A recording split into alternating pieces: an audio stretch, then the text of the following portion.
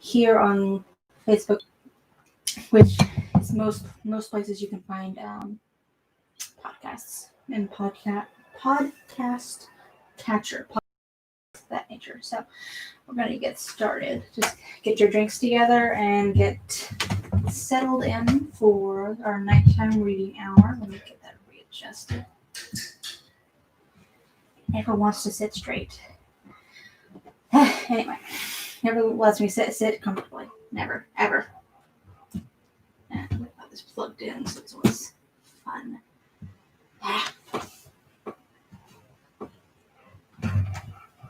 So let me, maybe. Okay, so don't get my head and shoulders and everything. So welcome to another nighttime reading hour. This is Trippy, Tenacious Thursday, and we're going to be Roar of the Worlds, chapter 16, the Exodus from London. Okay, so let's get started. So you understand the roaring wave of fear that swept through the greatest city in the world, just as Monday was dawning. A stream of flight rising swiftly to a torrent, lashing in a foaming tumult round the railway stations, banked up into a horrible struggle about the shipping in the Thames, and hurrying by every available channel northward and eastward. By 10 o'clock, the police organization and midday, even the railway organizations were losing coherency, losing shape and efficiency, guttering, softening, running at last in that swift lines north of the Thames, and the southeastern people at Cannon Street had been warned by midnight on Sunday, and trains were being filled. People were fighting savagely for standing room in the carriages, even at 2 o'clock. By 3, people were being trampled and crushed even in Bishopsgate Street, a couple of 100 yards or more from Liverpool Street Station. Revolvers were fired, people stabbed, and the policemen who had been sent to direct the traffic, exhausted and infuriated, were breaking the heads of the people they were called out to protect.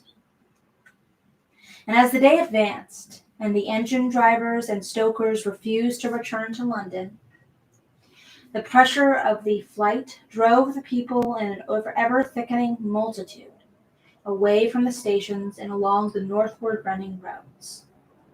By midday, a Martian had been seen at Barnes, and a cloud of slow sinking black vapor drove along the Thames and across the flats of Lambeth, cutting off all escape over the bridges in its sluggish advance. Another bank drove over Ealing, and after a fruitless struggle to get aboard a northwestern train at Chalk Farm, the engines of the trains had been loaded in the goods yard there, plowed through shrieking people, and a dozen starved men fought to keep the crowd from crushing the driver against his furnace, foremost in the sack of a cycle shop. The front tire of the machine was punctured in dragging it through the window, but he got up and off, notwithstanding, with no further injury than a cut wrist. The steep foot of Haverstock Hill was impassable, owing to several overturned horses, and my brother struck into Belsey's road. So he got out of the fury of the panic, and skirting the edge, standing in the roadway, curious, wondering. He was passed by a number of cyclists, some horsemen, and 2 motor cars, by the roadside and trudged through the village. There were shops half opened in the main street of the place, and people crowded in the pavement and the doorways and the windows, staring astonished at this extraordinary procession of youth that was beginning. He succeeded in getting some food at an inn.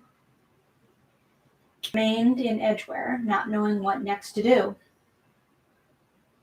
The flying people increased in number. Many of them, like my brother, seemed inclined to loiter in the place. There was no fresh news of the invaders from Mars. At that time, the road was crowded, but as yet far from congested. Most of the fugitives at that hour were mounted on cycles, but there were soon motor cars, hansom cabs, and carriages hurrying along, and the dust hung in heavy clouds along the road to St. Albans. It was perhaps a vague idea of making his way to Chelmsford, where some friends of his lived, that at last induced my brother to strike into a quiet lane running eastward. Presently he came upon a stile, and crossing it, followed a footpath northeastward. He passed near several farmhouses, and some little places whose names he did not know. He saw few fugitives until, in a grass lane towards High Barnet, he happened upon two ladies who became his fellow travelers. He came upon them just in time to save them, while a third with difficulty held the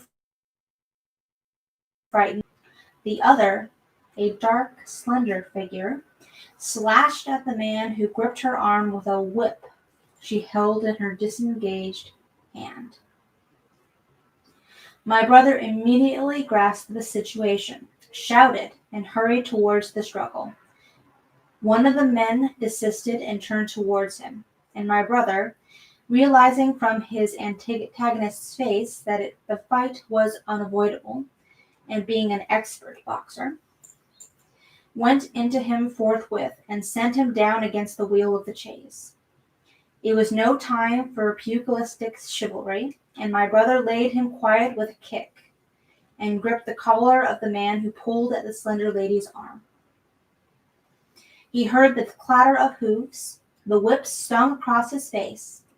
A third antagonist struck him between the eyes, and the man he held wrenched himself free and made off down the lane in the direction from which he had come.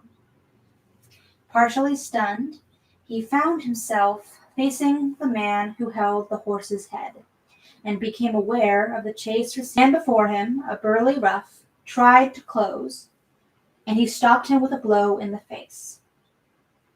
Then, realizing that he was deserted, he dodged round and made off down the lane after the chase, with the sturdy man close behind him, and the fugitive, who had turned now, following remotely. Suddenly he stumbled and fell. His immediate pursuer went headlong, and he rose to his feet to find himself with a couple of antagonists again. He would have had little chance against them had not the slender lady very pluckily pulled up and returned to his help. It seemed she had a revolver all this time, but it had been under the seat when she and her companions were attacked. She fired at 6 yards distance, narrowly missing my brother. The less courageous of the robbers made off, and his companion followed him, cursing his cowardice. They both stopped in sight down the lane, where the third man lay insensible. "Take this," said the slender lady, and she gave my brother, her revolver. "Go back to the chaise," said my brother, wiping the blood from his split lip. She turned without a word.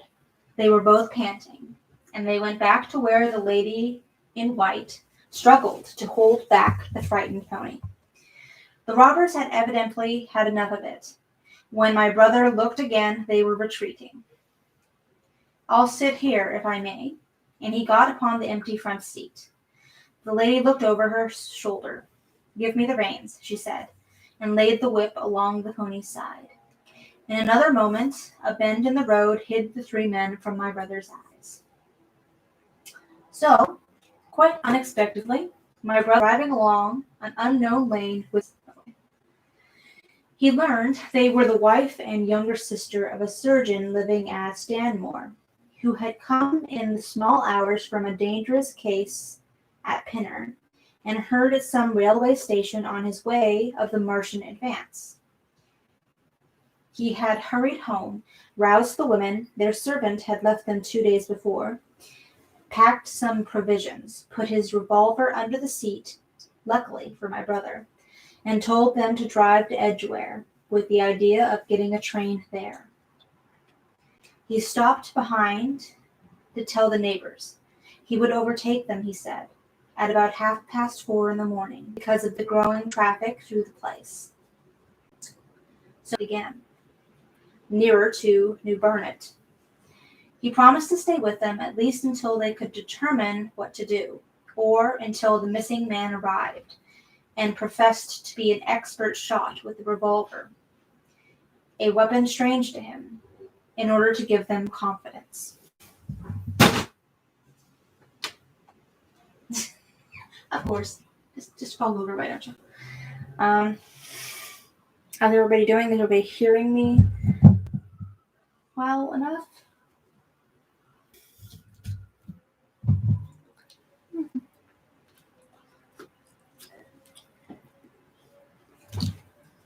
Okay. They made a sort of encampment on the wayside, and the pony became happy in the hedge. He told them of his own escape out of London, and all that he knew of these Martians and ways. The sun crept higher in the sky, and after a time there were several wayfarers came along the lane, and of these my brother gathered such news as he could. Every broken answer he had deepened his impression of the great disaster that had come on humanity, deepened his persuasion of the immediate necessity for prosecuting this flight. He urged the matter upon them. Her hesitation ended. "So have I," said my brother. She explained they had as much as £30 in gold,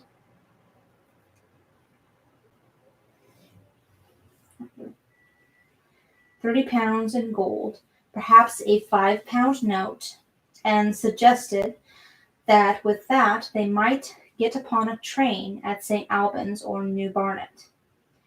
My brother thought that was hopeless, seeing the fury of the Londoners to crowd upon the train, and broached his own idea of striking across Essex towards Harwich, and thence escaping from the country altogether.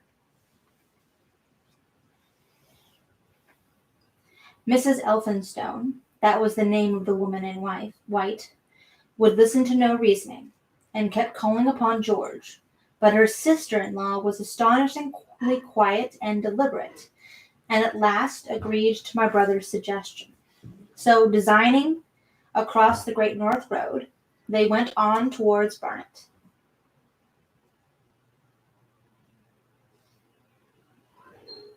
My brother leading the pony to save it as much as possible.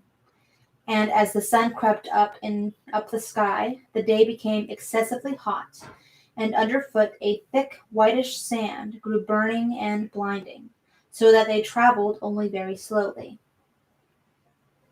The hedges were gray with dust, and as they advanced towards Barnet, a tumultuous murmuring grew stronger. They began to meet more people. For the most part, these were staring before them, murmuring indistinct questions, jaded, haggard, unclean. One man in evening dress passed them on foot, his eyes on the ground. They heard his voice, and looking back at him, saw one hand clutched in his hair and the other beating invisible things. His paroxysm of rage over, he went on his way without once looking back. As my brother's party went on towards the crossroads to the south of Barnet, they saw a woman approaching the road across fields on their left, carrying a child with 2 other children. And they passed a man in dirt black, with a thick stick in one hand from between the villas that guarded it at its confluence with in a bowler hat, gray with dust. There were 3 girls, East End factory girls, and a couple little children crowded in the cart. "This'll take us round Edgware?" asked the driver, wild-eyed, white-faced, and when my brother told him it would, if he turned to the left, he whipped up at once without the formality of thanks. My brother noticed a pale gray smoke or haze rising among the houses in front of them, and veiling a white facade of a terrace beyond the road that appeared between the backs of the villas. Mrs. Elphinstone suddenly cried out at a number of tongues of smoky red flame, leaping up above the houses in front of them against the hot blue sky. The tumultuous noise resolved itself now into the disorderly mingling of many voices, the gird of many wheels, the creaking of wagons, and the staccato of hoofs. The lane came round sharply, not 50 yards from the crossroads. "Good heavens!" cried Mrs. Elphinstone. "What is this you are driving us into?" My brother stopped. For the main road was a boiling stream of people, a torrent of human beings, rushing northward, one pressing on another. White and luminous in the blaze of the sun, made everything within 20 feet of the ground gray and indistinct. Feet.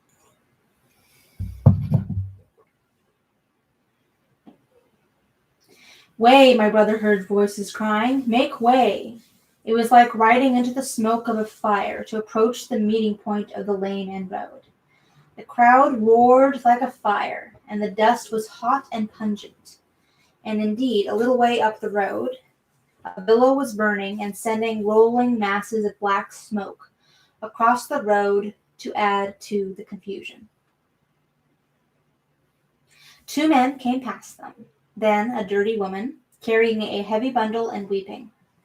A lost retriever dog with a hanging tongue circled dubiously around them, scared and wretched, and fled at my brother's threat. 2 men came stream of distinctness as they rushed towards the corner, hurried past, and merged their individuality again in a receding multitude that was swallowed up at last in a cloud of dust. Go on," cried the voices. "Way, way." One man's hands pressed on the back of another. My brother stood at the pony's head. Irresistibly attracted, he advanced slowly, pace by pace, down the lane. Edgware had been a scene of confusion, Chalk Farm a riotous tumult, but this was a whole population in movement. It is hard to imagine that host. It had no character of its own. The figures poured out past the corner, and the carts and carriages crowded close upon one another, making little way for those swifter and more impatient vehicles that darted forward every now and then when an opportunity showed itself of doing so, sending the people scattering against the fences and gates of the villas. "Push on," was the cry. "Push on, they are coming." In one cart stood a blind man in the uniform of the Salvation Army, gesticulating with his crooked fingers and bawling, "Eternity, eternity." His voice was hoarse and very loud, so that my brother could hear him long after he was lost to sight in the dust. Some of the people who crowded in the carts whipped stupidly at their horses and quarreled with other drivers. Some sat motionless, staring at nothing with miserable eyes. Some gnawed their hands with thirst, or lay prostrate in the bottom of their conveyances. The horses' bits were covered with foam, their eyes bloodshot.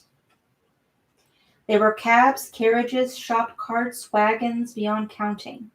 A mail cart, a road cleaner's cart marked Verity of St. Pancras, A huge timber wagon crowded with wheels splashed with fresh blood. "Clear the way!" cried the voices. "Clear the way!" "Eternity! Eternity!" came echoing down the road. They were sad, haggard women tramping by, well dressed, with children that cried and stumbled, their dainty clothes smothered in dust, their weary faces smeared with tears. With many of these came men, sometimes helpful, sometimes lowering and savage. Fighting side by side with them pushed some weary, their way along, wretched, unkempt men, clothed like clerks or shopmen, struggling spasmodically. A wounded soldier, my brother noticed. Men dressed in the clothes of railway porters, one wretched creature in a nightshirt with a coat thrown over it. But varied as its composition was, certain things all that host had in common. There were fear and pain on their faces, and fear behind them. A tumult up the road, a quarrel for a place in a wagon, sent it into renewed activity. The heat and dust had already been at work upon this multitude. Their skins were dry, their lips black and cracked. They were all thirsty, weary, and footsore. And amid the various cries one heard disputes, reproaches, weariness, and fatigue. The voices of most of them were hoarse and weak. Through it all ran a refrain. "Way, way, the Martians are coming." Few stopped and came aside from that flood. The lane opened slantingly into the main road with a narrow opening, and had a delusive appearance of coming from the direction of London. Yet a kind of eddy of people drove into its mouth. Weaklings elbowed out of the stream, who for the most part rested but a moment before plunging into it again. A little way down the lane, with two friends bending over him, lay a man with a bare leg wrapped about with bloody rags. He was a lucky man to have friends. A little old man, with a gray military mustache and a filthy black frock coat, limped out and sat down beside the trap, removed his boot, his sock was blood-stained, and shook out a pebble, and hobbled on again. And then a little girl of 8 or 9, all alone, threw herself under the hedge close by my brother, weeping. "I can't go on, I can't go on." My brother woke from his torpor of astonishment and lifted her up, speaking gently to her, and carried her to Miss Elphinstone. So soon as my brother touched her, she became quite still, as if frightened. "Ellen!" And the child suddenly darted away from my brother, crying, "Mother!" "They are coming," said a man on horseback, riding past along the lane. "Out of the way there," bawled a coachman, towering high, and my brother saw a closed carriage turning into the lane, and the man drove by and stopped by the turn of the way. It was a carriage with a pole for the pair of horses, but only one was in the traces. My brother saw dimly through the dust that two men lifted out something on a white stretcher and put it gently on the grass beneath the pivot hedge. One of the men came running to my brother. "Where is there any water? He is dying fast and thirsty." "It is Lord Garrick." "Lord Garrick," said my brother, "the Chief Justice?" "The water," he said. "There may be a tap in some of the houses. We have no water. I dare not leave my people," said my brother. The man pushed against the crowd towards the gate of a corner house. "Go on," said the people, thrusting at him. "They are coming. Go on." Then my brother's attention was distracted by a bearded, eagle-faced man lugging a small handbag, which split even as my brother's eyes rested on it, and disgorged a mass of sovereigns that seemed to break up into separate coins as they struck the ground. They rolled hither and thither among the struggling feet of men and horses. The man stopped and looked stupidly at the heap. and the shaft of a cab struck his shoulder and sent him reeling. He gave a shriek and dodged back, and a cartwheel shaved him narrowly. "Way!" cried the man all about him. "Make way!" So soon as the cab had passed, he flung himself with both hands open upon the heap of coins and began thrusting handfuls into his pocket. A horse rose close upon him, and in another moment, half rising, he had been borne down under the horse. "Stop!" screamed my brother, and pushing a woman out of the way, tried to clutch a bit of the horse. Before he could get to it, he heard a scream under the wheels, and saw through the dust the rim passing over the poor wretch's back. The driver of the cart slashed his whip at my brother, who ran round behind the cart. The multitudinous shouting confused his ears. The man was writhing in the dust among his and dead. My brother stood up and yelled at the next driver, and a man on a black horse came to his hammering. There was a smash, and the horseback stopped. My brother looked up, and the man with the gold twisted his head around and bit the wrist that held his collar. There was a concussion, and the black horse came staggering sideways, and the cart horse pushed beside it. A hoof missed my brother's foot by a hair's breadth. He released his grip on the fallen man and jumped back.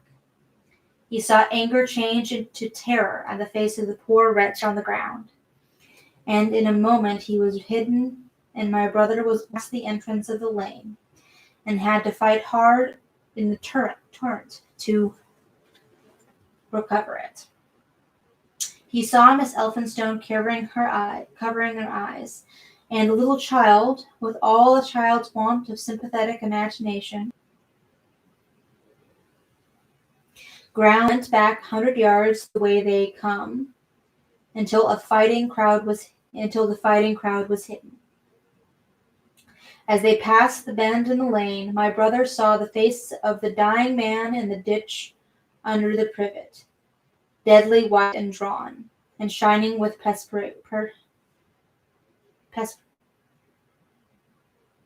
sweat. And the two women sat silent, crouching in their seat and shivering. Then beyond the bend, my brother stopped again. Miss Elphinstone was white and pale, and her sister sat weeping, too wretched even to call upon George. My brother was horrified and perplexed. As soon as they had retreated, he realized how urgent and unavoidable it was to attempt this crossing. He turned to Miss Elphinstone, suddenly resolute.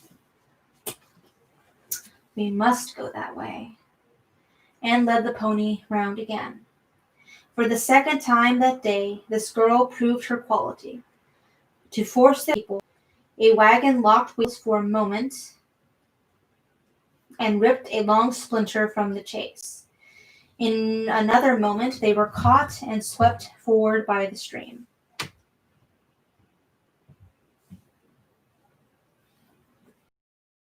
With the cabman's whip marks red across his face and hands, scrambled into the chaise and took the reins from her.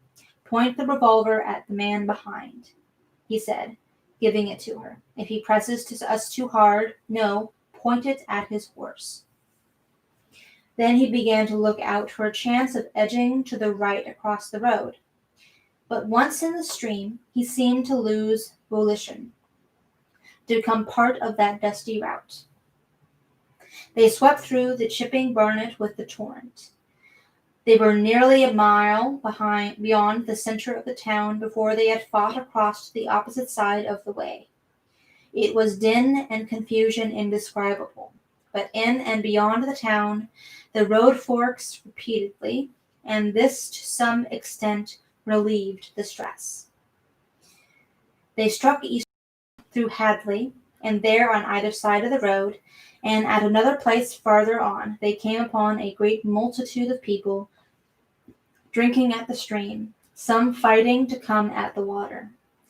And farther on, from a lull near East Barnet, they saw two trains running slowly one after the other, without signal or order, trains swarming with people, with men even among the coals behind the engines, going northward along the Great Northern Railway. My brother supposes they must have filled outside London, for at that time the furious terror of the people had rendered the central termini impossible. Near this place they halted for the rest of the afternoon, for the violence of the day had already utterly exhausted all three of them. They began to suffer the beginnings of hunger. The night was cold, and none of them dared sleep. And in the evening many people came hurrying along the road nearby their stopping place, fleeing from unknown dangers before them, and going in the direction from which my brother had come. Okay, and that is the end of chapter 16. Okay, thank you for popping in, and I will be seeing you tomorrow evening, same time, which is Fairy Tale Friday, tomorrow at 8 p.m. Thank you for popping in. I hope everyone has a lovely evening, and I hope everyone continues to enjoy these nighttime readings that I'm doing. So, once again, have a happy evening, and see you tomorrow, same time for Fairy Tale Friday. See you later.